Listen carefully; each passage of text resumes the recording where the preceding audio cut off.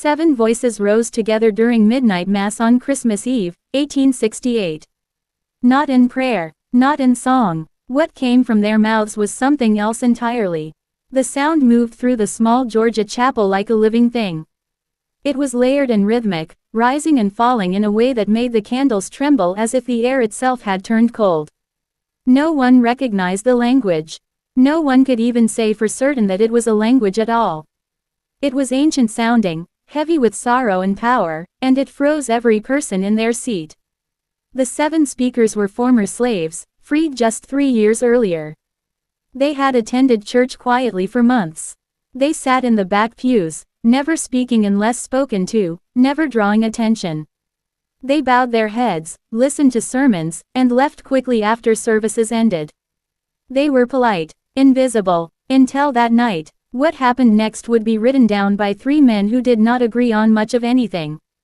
A minister, a town clerk, and a physician. Each would describe the same impossible event in nearly identical words. Each would admit they could not explain it. And each would ask the same question. What did those 7 people actually say? The words seemed to come from somewhere buried deep in time. The sound carried grief and memory. It did not feel invented.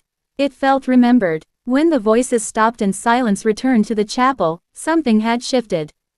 Some would later say something had been released. Others believed something had awakened. This is not a story about demons or miracles. This is a story about history refusing to stay quiet. Valdosta, Georgia in the winter of 1868 was a town trying to pretend it was whole again. The Civil War had ended 3 years earlier, but the damage ran deeper than broken buildings or empty streets. Men were missing. Families were shattered. Wealth had vanished. What remained was a fragile piece held together by denial and routine. Once grand homes stood faded and neglected, their paint peeling, their gardens wild. The cotton fields that had once brought prosperity now lay thin and exhausted. The railroad depot stood mostly empty, its rusted tracks a reminder of better days. And among all of this lived the newly freed population. Men and women who had been property only a few years before. Free by law, but trapped by poverty, fear, and resentment. They worked the same land under contracts that felt painfully familiar. They kept their heads down.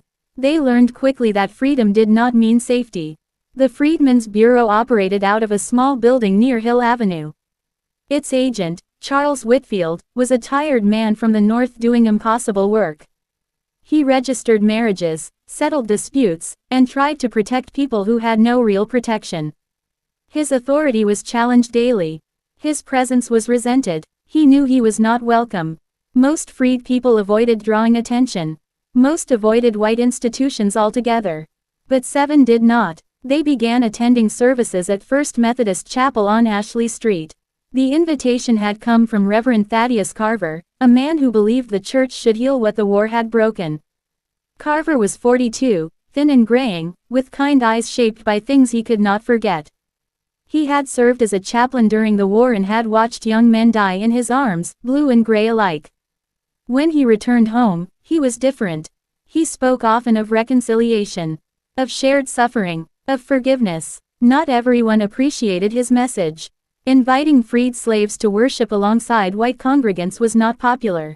Families left the church. Others stayed but made their anger known through silence and cold stares. Still, Carver persisted. The 7 who accepted his invitation sat together in the back left pew. Their names were recorded carefully in the church ledger. Abigail, Marcus, Dinah, Samuel, Esther, Jonah, and Cleo. All had been enslaved on the same plantation south of town. All had been freed during Sherman's march. All had stayed nearby, working whatever jobs they could find. Abigail was the eldest, a washerwoman with scarred hands and tired eyes. Marcus carried a long scar across his face, a punishment for learning to read. Dinah worked as a domestic servant, quiet and careful. Samuel had once been a blacksmith apprentice, now reduced to odd jobs. Esther had lost her family during the war and never found them again. Jonah worked as a cemetery groundskeeper, surrounded by the dead. Cleo was only 19, born into slavery and freed before she understood what freedom meant. They were not troublemakers. They were barely noticed. Until Christmas Eve. The days before Christmas were bitter cold. Frost coated the trees. Ice stiffened the ground. The town decorated half-heartedly, wreaths on doors, candles in windows, cheer worn thin. Reverend Carver prepared carefully for the service. He decorated the chapel with pine and holly. He practiced a sermon about hope in dark times. About light finding its way into broken places. That afternoon he visited the seven, bringing small gifts. Bread, preserves, a scarf. They thanked him quietly. Nothing about them seemed unusual. The chapel filled that night. Families crowded the pews. Breath fogged the air. Candles flickered against the cold. The scent of pine and wax hung heavy. Carver spoke of the Nativity. Of Mary and Joseph. Of faith under pressure. Of shepherds, the overlooked, being the first to hear divine news. His words were meant to comfort. The congregation listened. And then, without warning, the seven stood. And the night changed forever. Part 2. The voices that had no memory. The sound stopped, but the fear did not. Long after the seven sat down, long after their mouths closed, something unseen still seemed to move through the chapel. People who remained would later say the silence felt heavier than the chanting itself. Like the air was waiting. Like something unfinished still lingered. The seven sat exactly as they had before. Hands folded, eyes forward, breathing calm, no sign of strain, no sign of emotion. It was as if the last 2 minutes had never happened. That terrified the witnesses more than the voices ever could. Abigail sat with her dark shawl pulled tightly around her shoulders. Her hands rested in her lap, no longer shaking. Marcus stared straight ahead, his scarred face blank. Dinah avoided eye contact, her gaze fixed on the wooden floor. Samuel clenched his jaw as if trying to hold on to something slipping away. Esther looked distant, her eyes unfocused like she was staring through the walls. Jonah barely moved at all. Cleo's hands still trembled faintly. They did not look possessed. They looked empty. Reverend Carver remained frozen at the pulpit. His heart pounded so loudly he was sure others could hear it. He had preached in battlefields. He had watched men die screaming. Yet nothing had prepared him for what he had just witnessed. Dr. Horace Langford was the first to move. He was a practical man.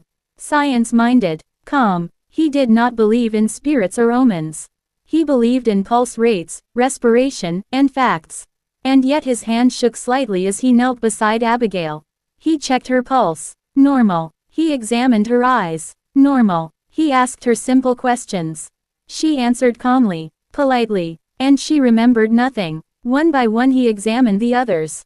Marcus, Dinah, Samuel, Esther, Jonah, Cleo, all the same, clear minds, steady bodies, no fever, no intoxication, no hysteria, no shared illness, and no memory of standing, no memory of speaking, no memory of the sounds that had emptied the chapel. Mr. Edmund Tate, the town clerk, stood nearby writing furiously in his notebook. His pen scratched across the page as he captured every detail. The time, the names, the exact words spoken by Dr. Langford. Tate was known for precision, and that night he recorded what he saw with shaking hands. Silas Brennan, the church deacon, said nothing.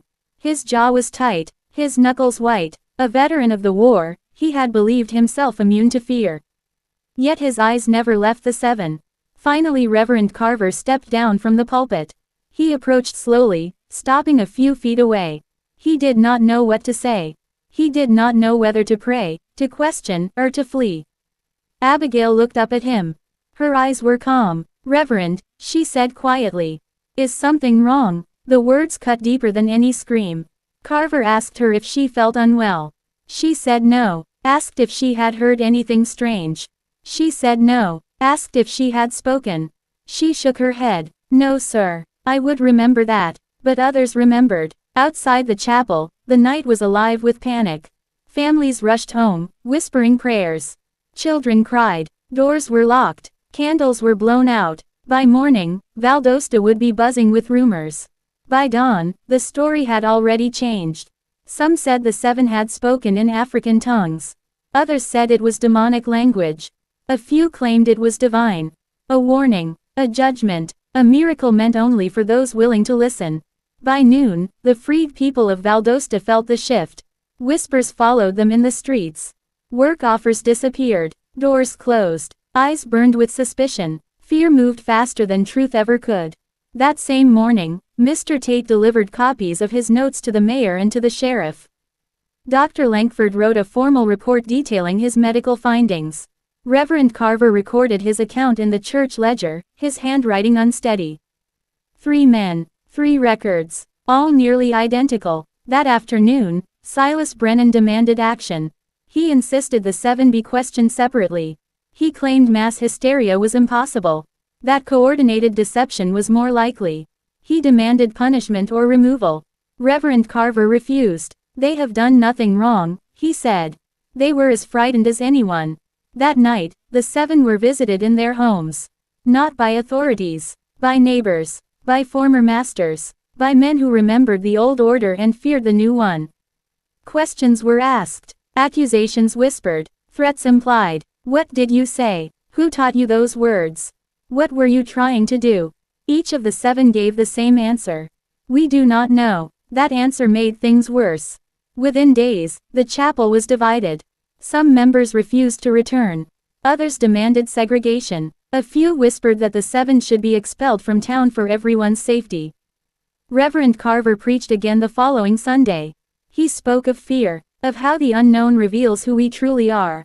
His voice shook. His pews were half empty. The 7 returned to their seats in the back.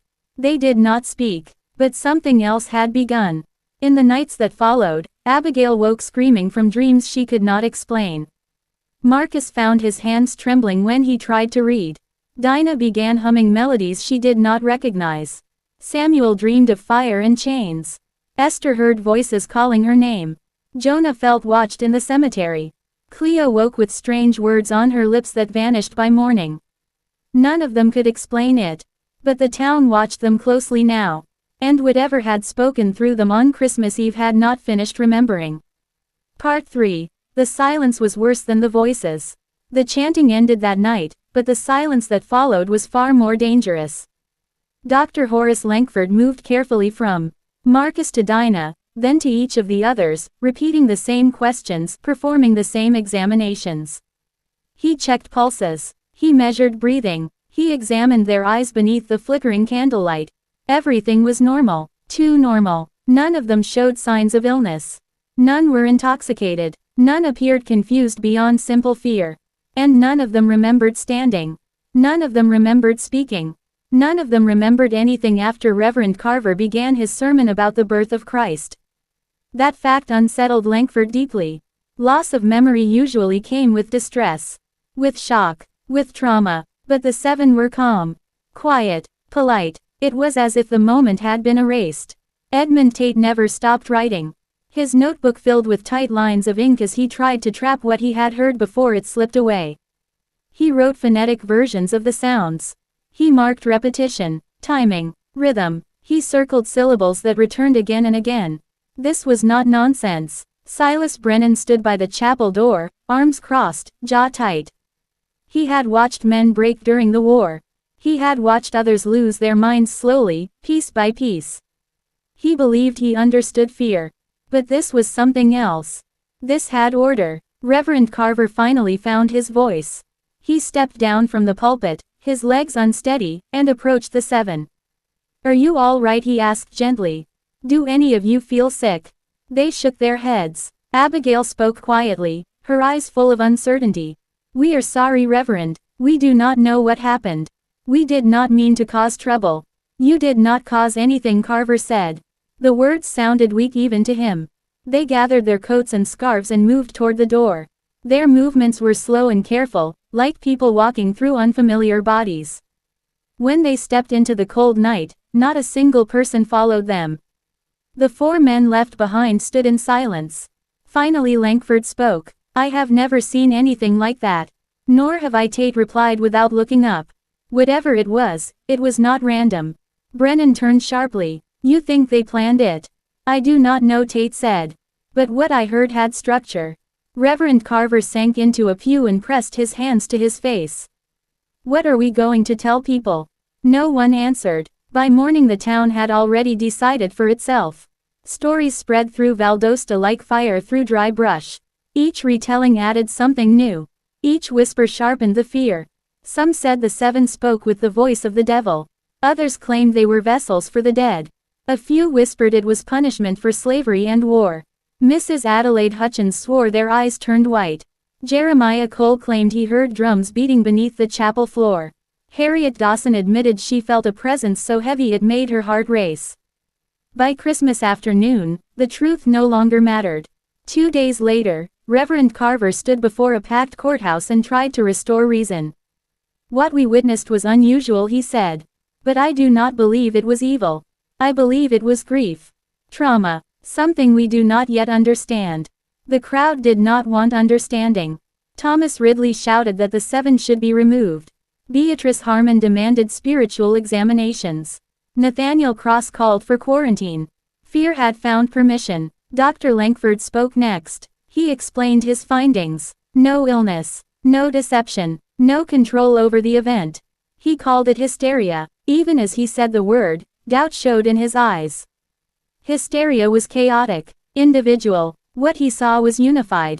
Then Edmund Tate read his notes. Perfect synchronization. Repeating syllables. Structured rhythm. Like a language someone shouted. The room erupted. By the end of the meeting, the decision was clear. The seven were dangerous. No arrests were made. No laws were broken. But punishment came anyway. Work vanished. Abigail lost her laundry clients. Marcus was turned away from the depot. Dinah was dismissed without explanation. Samuel found doors closed. Esther was told not to return. Jonah lost his job at the cemetery. Cleo's sewing request stopped completely. They became ghosts. Within a week they were destitute. Reverend Carver tried to help. He brought food. He spoke of compassion. His congregation shrank. Donations dried up. Letters arrived, some threatening. Still he could not let it go. He had heard the voices. He had felt something shift. And he knew the past was not finished speaking. This is the kind of story that refuses to let go. If you want more mysteries like this, stories buried by fear and time, tap like and let us know you are here. Your support keeps these forgotten voices alive. If you are ready, I can continue with part 4, where Reverend Carver uncovers something buried far older than the town itself. Part 4. The words beneath the words. Some sounds do not disappear when they stop being spoken. They linger. Long after Christmas Eve, Reverend Thaddeus Carver found himself waking in the middle of the night, his heart racing, his ears ringing with echoes that were not really there. He would sit up in bed, listening to the quiet of his house, convinced for just a moment that he could still hear the chant. Not the words themselves, but the shape of them. The rhythm, the rise and fall. It troubled him deeply. Carver had preached faith his entire life. He believed in God. He believed in Scripture. But what he had heard in that chapel did not feel like something written in any book he knew. It felt older, heavier, as if it came from a place before sermons, before churches, before the town itself. And he could not let it go. Within days of the incident, Carver began his quiet investigation. He did not announce it. He did not ask permission. He simply started listening. He visited Edmund Tate first. The town clerk welcomed him into his small office, stacks of papers and ledgers lining every wall. Tate looked exhausted. Dark circles sat beneath his eyes. "I have been going over my notes again and again," Tate admitted. "I cannot make them make sense." He showed Carver the pages. Lines of careful handwriting. Strange syllables written again and again. Marks noting repetition. Arrows connecting sounds that returned in the same order. "It is not random," Carver said quietly. "No," Tate replied. "And that is what frightens me." Tate explained that the syllables formed repeating clusters. Always in the same sequence. Always spoken in the same rhythm. He had compared them to hymns, to Latin prayers, even to fragments of Greek and Hebrew. Nothing matched. Then Tate said something that made Carver's stomach tighten. "When I read them back aloud," Tate said, "my wife asked me to stop. She said it made her feel unwell. Said it gave her a headache. Said it felt wrong." Carver left the office shaken. Next he visited Dr. Langford. The physician listened carefully as Carver spoke. He poured 2 cups of tea but did not drink his own. "I have seen men break under pressure," Langford said. "I have seen shared panic. Even shared delusion. But never this. Never with memory loss. Never with precision. He admitted something he had not said at the town meeting. When they spoke, he said, "My hands began to shake. Not from fear, from something else. As if my body recognized the sound even when my mind did not." Carver thanked him and left. Finally, Carver went where few others dared. He visited the seven. They lived scattered across the edges of town in small cabins and borrowed rooms. None of them had been harmed physically yet, but the damage was clear. Hunger, exhaustion, fear. Abigail welcomed him in. Her cabin smelled of wood smoke and damp earth. She looked older than she had weeks earlier. "We have done nothing wrong," she said quietly. "I know," Carver replied. He asked them gently about dreams. About feelings. About changes since that night. At first they hesitated. Then Cleo spoke. "I hear it sometimes," she said. "When I wake up. Just for a second." Marcus admitted he had begun remembering pieces of his childhood he had long buried. Songs his mother sang. Words spoken in whispers after dark. Dinah said she found herself humming melodies she had never learned. Jonah said the ground felt different when he walked among the graves. Esther said nothing at first. Then she whispered, "I feel like something is trying to remind me who I was before they took my name." That sentence stayed with Carver. Names, language, memory. Carver began to search church records, plantation ledgers, old journals, anything he could find about the land south of Valdosta where the Hargrove plantation once stood. What he found disturbed him. Before the plantation, the land had been home to an enslaved community long before American slavery. Records spoke vaguely of African burial grounds, of gatherings forbidden by overseers, of songs and chants used to preserve identity when language was stripped away. In one old letter, written by a plantation owner decades earlier, Carver found a single line that made his breath catch. "They speak together sometimes in sounds I do not understand. It unsettles the men." Carver realized something chilling. What happened in the chapel may not have been new. It may have been remembered. He returned to Edmund Tate with this information. Tate grew pale as Carver spoke. "If that is true," Tate said, "then those sounds were never meant for us." That night, something else happened. People living near the old Hargrove land reported strange occurrences. Dogs barking at nothing, low humming sounds carried by the wind, lights flickering inside cabins. The seven felt it too. Abigail dreamed of standing in a field filled with voices. Marcus woke with his hands clenched around words he could not speak. Dinah woke singing. Cleo woke crying with syllables on her lips that vanished when she tried to repeat them. And Reverend Carver realized the most frightening truth of all. The chanting had not been an ending. It had been a beginning. Some memories are buried for a reason. And some refuse to stay buried. This is the kind of story that follows you into the dark. If you want the next part, where the land itself begins to answer, stay with us. Like the video and let us know you are listening. Your support keeps these forgotten histories alive. When you are ready, I can continue with part 5, where the investigation leads directly to the old plantation and something waiting beneath the soil. Part 5. What the ground remembered. The land did not look dangerous. That was the first thing Reverend Carver noticed as he stood at the edge of the old Hargrove property. The field stretched wide and quiet beneath a pale winter sky. Tall grass moved gently in the wind. A broken fence leaned into the earth, half swallowed by time. If someone did not know the history, they might think it was peaceful. That made it worse. Carver had come alone at first light, his coat pulled tight, his Bible heavy in his pocket. He told no one where he was going. Not Edmund Tate, not Dr. Langford, not even Silas Brennan. Some truths, he felt, needed silence. As he stepped forward, his boot pressed into soft soil. The ground gave slightly, as if it had been recently disturbed. That made no sense. No one worked this land anymore. No crops, no animals, yet the earth felt loose.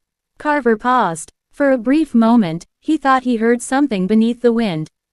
A low vibration, not a sound exactly, more like pressure against the ears.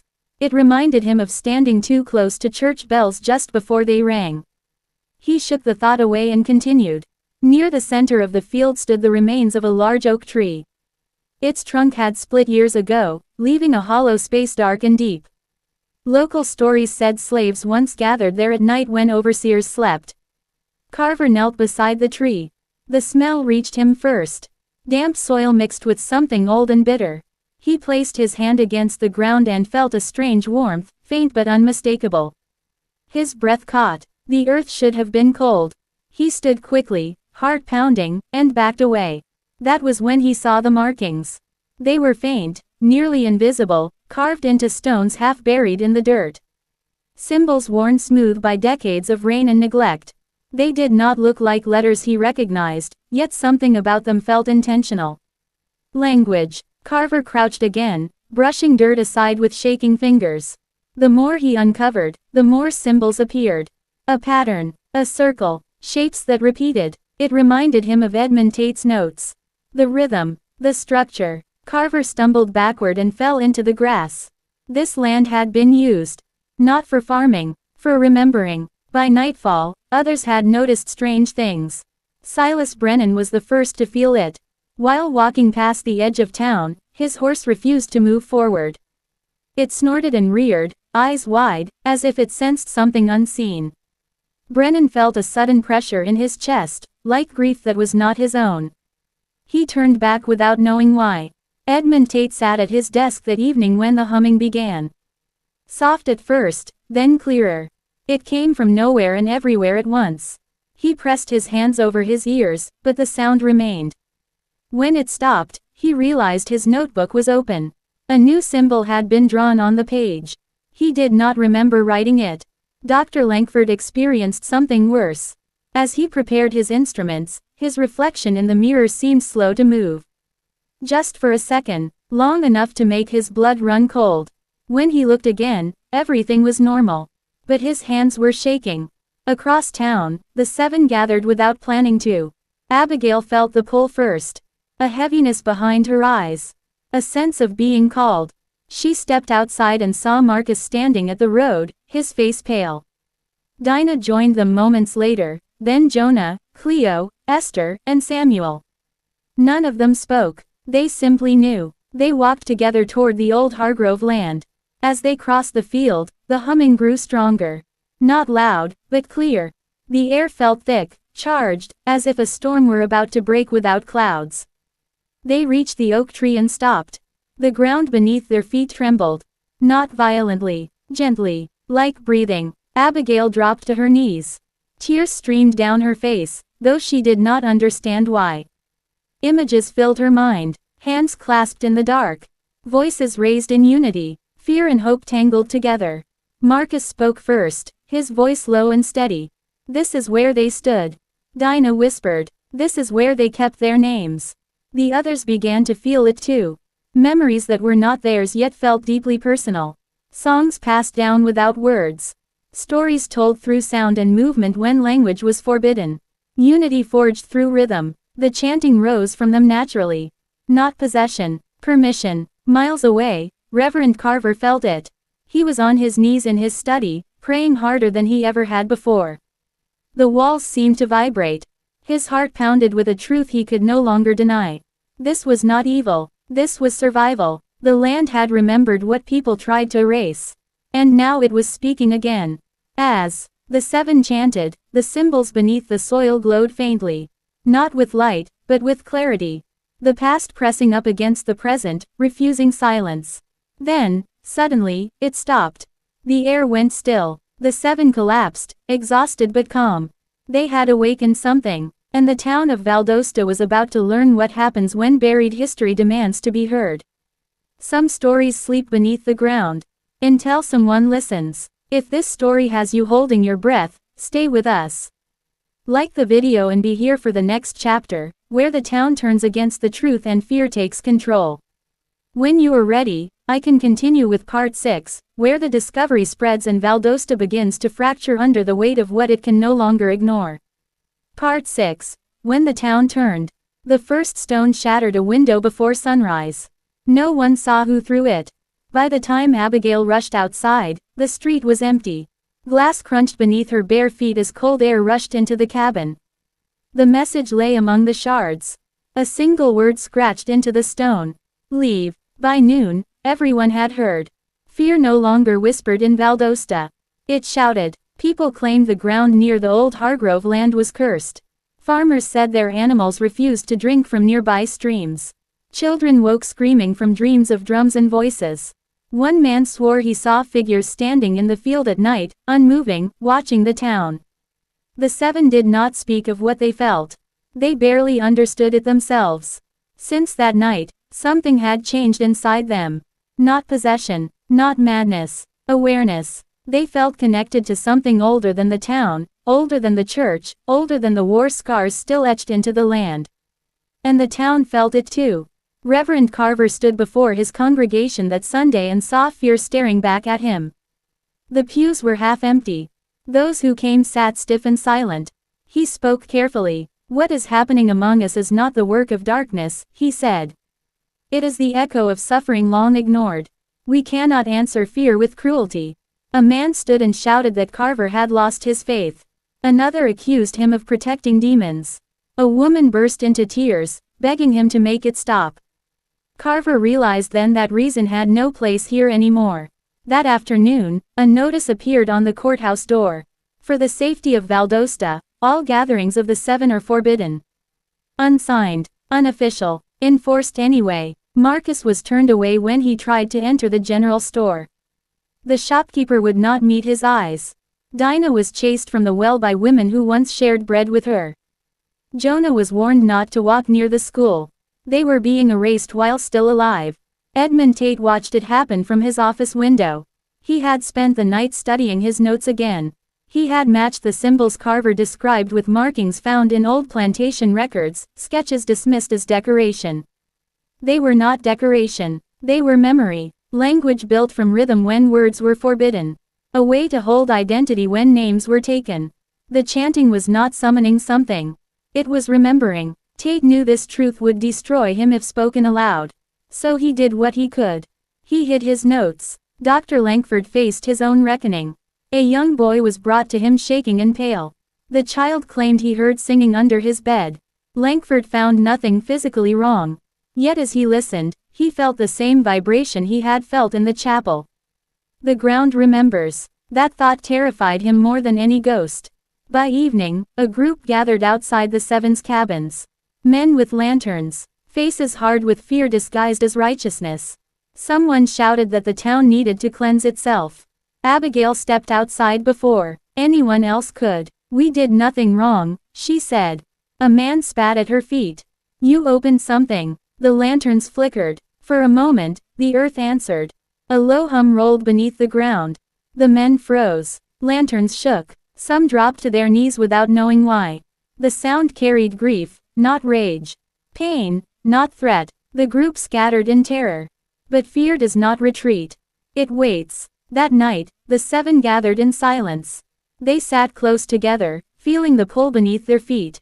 Esther wept quietly. Samuel stared at the floor, fists clenched. "We never asked for this," Cleo said. Abigail nodded. "But it asked for us." Outside town, Silas Brennan prepared for violence. He had seen mobs before. He knew how fear hardened into cruelty. He cleaned his rifle, though he prayed he would never use it. The war had taught him one truth. People will do terrible things when they believe God is on their side. Reverend Carver arrived at the 7's cabin just after midnight. His face was drawn, eyes red. "They are planning something," he said. "I do not know who leads them, but they are convinced you are the cause of every fear they feel."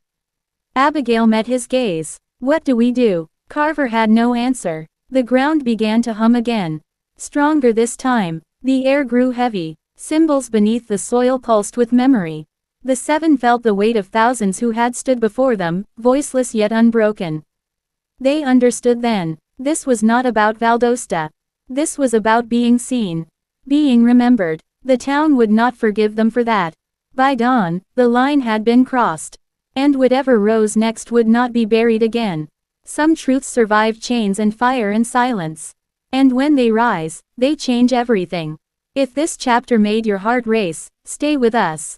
Like the video and prepare for Part 7, where the town makes its choice and history answers back. Part 7. The night the bells rang back. The church bells rang at midnight. No service had been announced. No death recorded. No wedding planned. Still, the bells rang. People woke in confusion, some in fear, others in anger. Bells were meant to call people together. Bells were meant to bring order. But these bells did the opposite. They pulled people from their beds and into the streets, lanterns lighting the dark like scattered stars. No one admitted it, but many felt drawn, not by sound alone, but by something deeper. A pressure in the chest. A pull behind the eyes. The sound came from the First Methodist Chapel. Inside, Reverend Carver stood alone. His hands shook as he pulled the rope again. He did not know why he had come here. He only knew that sleep had become impossible. Every time he closed his eyes, he heard the humming beneath the ground, felt the weight of voices pressed into the soil. He had prayed for guidance. The bells answered. Outside, Silas Brennan moved through the gathering crowd, watching faces harden. He recognized the signs. This was how it began. Fear turning into unity. Unity turning into violence. He looked toward the road that led to the Seven's cabins. Too quiet. Edmund Tate arrived breathless, clutching his coat. He pushed through the doors of the chapel and found Carver standing beneath the bell rope, eyes wide. "This will not help," Tate said. "I know," Carver replied. "Then why?" "Because silence has failed." As the bells faded, the humming began. Soft at first, then stronger. People fell silent. The sound did not come from the chapel. It came from the ground beneath the town. From beneath streets and homes and graves. A rhythm, slow, measured, alive. Someone screamed. Across the field, the seven felt it too. They had not been sleeping. None of them had. When the bells rang, they stood as one. "This is it," Marcus said. They walked toward town, not speaking, guided by the sound beneath their feet. Lanterns flickered as they passed. People backed away, fear etched into their faces. "They are coming," someone whispered. No one noticed the symbols glowing faintly beneath the dirt. Reverend Carver stepped outside as the seven approached the chapel. He raised his hands, trying to speak, but words failed him. Abigail stopped a few feet away. "We did not call this," she said. "But we cannot stop it." The humming rose. Windows rattled. Horses screamed. Dogs fled. Dr. Langford arrived, his medical bag forgotten at home. He stood frozen as the sound vibrated through his bones. This was not hysteria. This was not mass delusion. This was memory made physical. People dropped to their knees, clutching their heads as images flooded their minds. Fields worked until hands bled. Families torn apart. Songs whispered into the dark so overseers would not hear. Pain without language. Strength without recognition. The chanting began, not just from the seven. From the ground, voices layered upon voices, rising through the soil, filling the air. The rhythm matched the symbols Tate had studied, the patterns Carver had uncovered. The town could no longer pretend it did not hear. Men shouted for it to stop. Some raised weapons. Others wept openly. Silas Brennan stepped between the crowd and the seven, rifle lowered but ready. "This ends now," he shouted. "Everyone go home." No one listened. A man rushed forward, fear twisted into rage. The ground answered. The earth cracked beneath his feet, not violently, but enough to knock him down. The sound rolled outward, a warning. The chanting stopped. Silence fell. The seven stood breathing hard, eyes clear, fully themselves. Abigail spoke, her voice steady. "This land holds what was taken. We did not create it. We only heard it." No one moved. Then a child's voice broke the quiet. "I hear them too." A little girl stood near the crowd, holding her mother's hand. Tears streamed down her face, but she was not afraid. "They are singing," she said. The truth settled like dust. This was not a haunting. It was a remembering. Reverend Carver fell to his knees. "Forgive us," he whispered. The bells began to ring again. This time, no one pulled the rope. History had found its voice. And Valdosta would never be the same. If this moment shook you, stay with us. Like the video and prepare for Part 8, where the town must choose between denial and reckoning. Part 8. When the ground refused to be silent. By morning, no one denied it anymore. The sound was gone, but its echo lived inside every person who had heard it. The town woke as if from a shared nightmare, except the streets were real, the cracked earth still visible, and the fear still breathing. People did not speak much that day.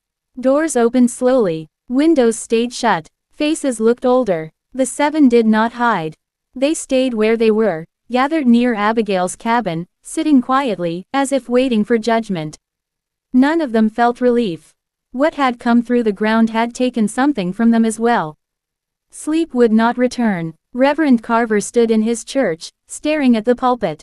His Bible lay open, but the words would not settle. He realized something painful. He had preached comfort without truth. Dr. Langford walked the streets examining the cracks in the soil. They followed no natural pattern. They curved like writing. He knelt and brushed dirt aside, revealing faint markings burned into the ground. Symbols. Old. Deliberate. Edmund Tate joined him, notebook already full.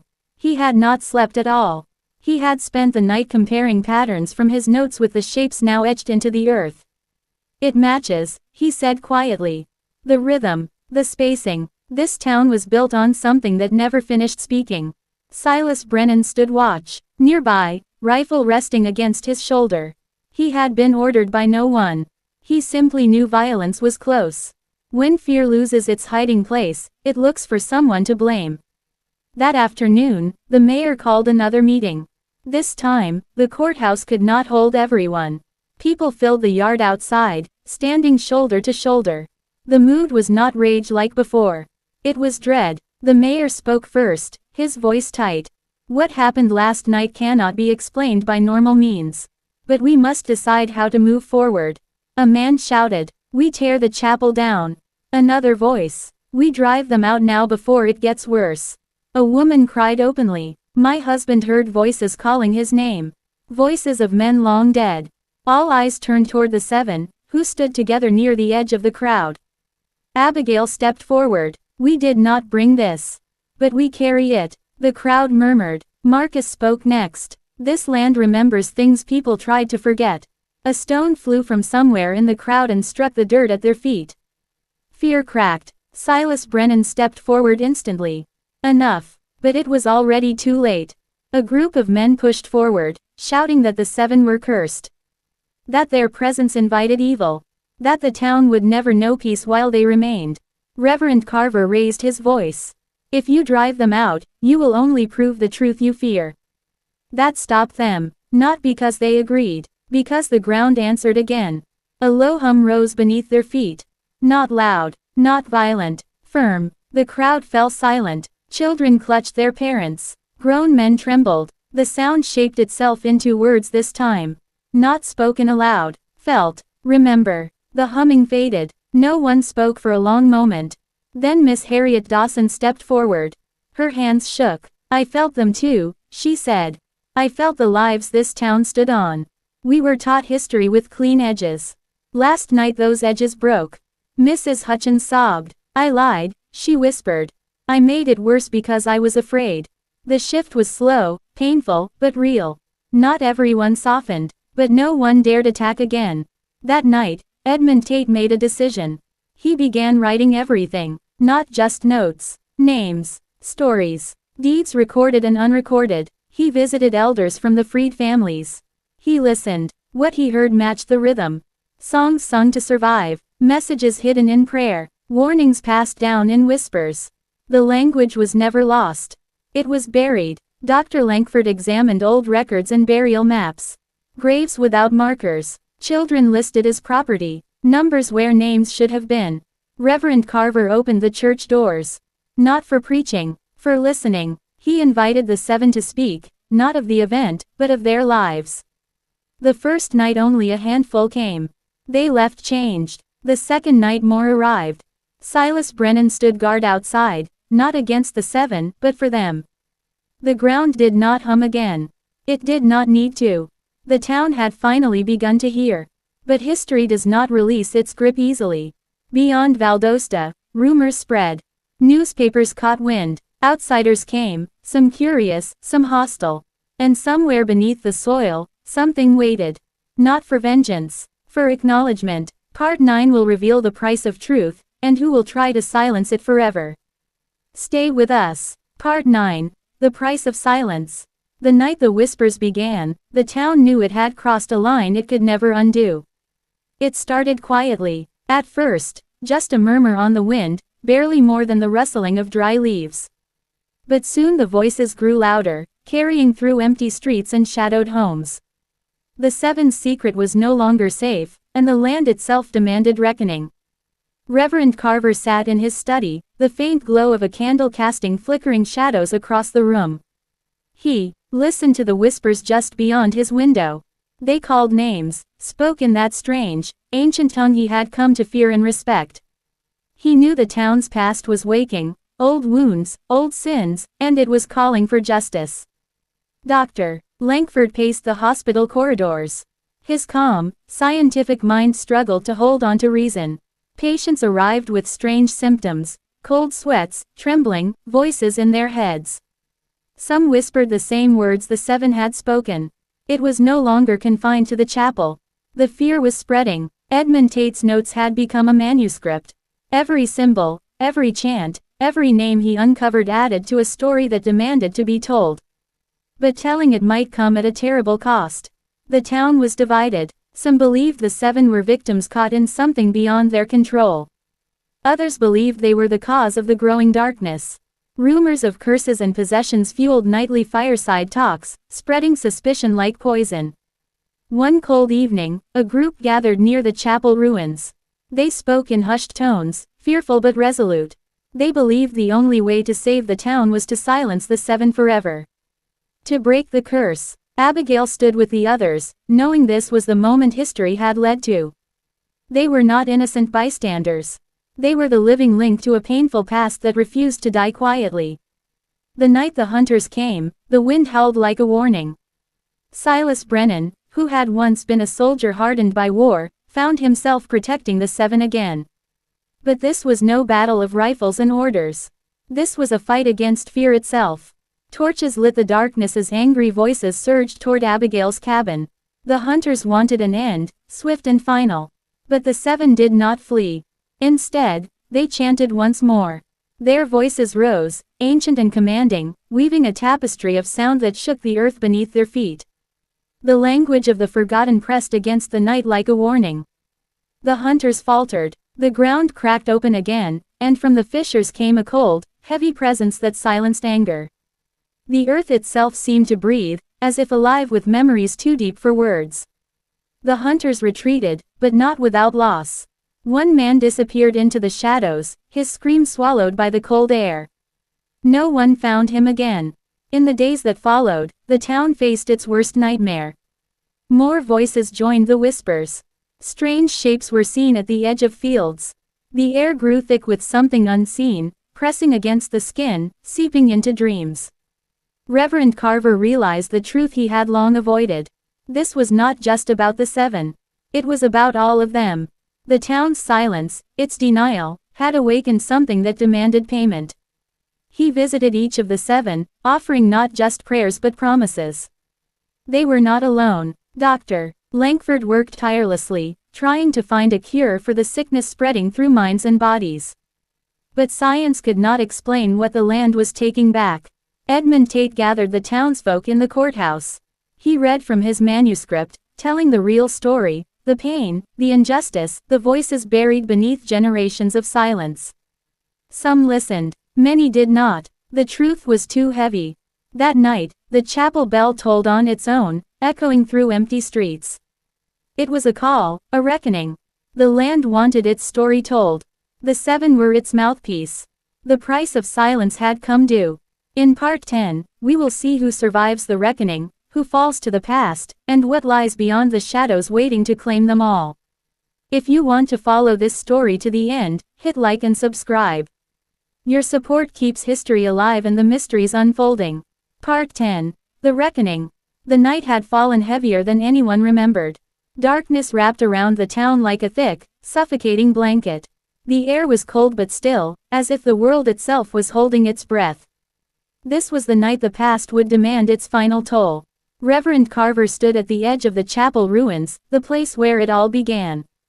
His heart pounded in his chest, every beat a reminder of the fear and hope tangled inside him. The Seven were with him, their faces calm but determined. They knew what had to happen. For months, the town had lived under a shadow cast by secrets, guilt, and things better left buried. But the land beneath their feet refused to stay silent. The whispers had become cries, and the cries had become a storm no one could escape. The seven stepped forward together, their voices rising in that strange, ancient language once more. This time, there was no confusion, no hesitation. Their words were a call, a plea for peace, for release. The earth trembled. The wind swept through the broken stones, carrying the voices beyond the town, beyond the hills, into the night sky. The air shimmered, heavy with the weight of history finally speaking out loud. Suddenly, from the depths of the ground, a figure emerged. Not a ghost, not a demon, but something older, a spirit shaped by pain, injustice, and time. It looked at the seven and the crowd that had gathered, eyes full of sorrow and rage. It spoke, not in words, but in feelings, memories flooding the minds of all who listened.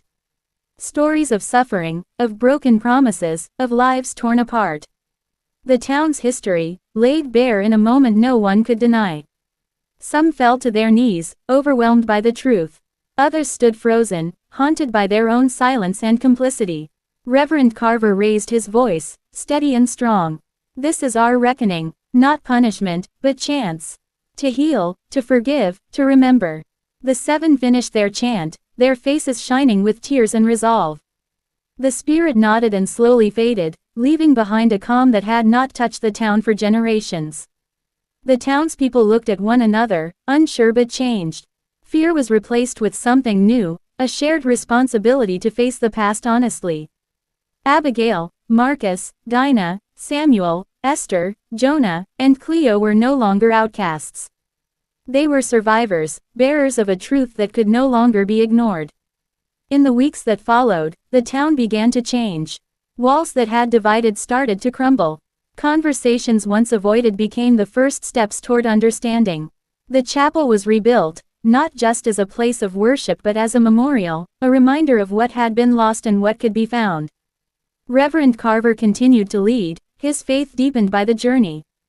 Dr. Langford worked with the community to heal minds and bodies, using science alongside new awareness.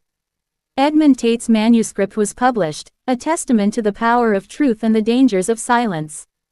The seven, once shadows among their neighbors, found their voices again, not in chanting or fear, but in stories, laughter, and life. This was not the end of their pain, but the beginning of something stronger. History, they learned, is not just what happened. It is what we choose to remember. If this story spoke to you, if you want to uncover more forgotten mysteries and haunting truths, please hit that like button, share this video with your friends, and leave a comment below with your thoughts. Your support helps keep these stories alive and gives voice to those long unheard. Thank you for being part of this journey. Until next time, keep questioning, keep listening, and never stop seeking the truth.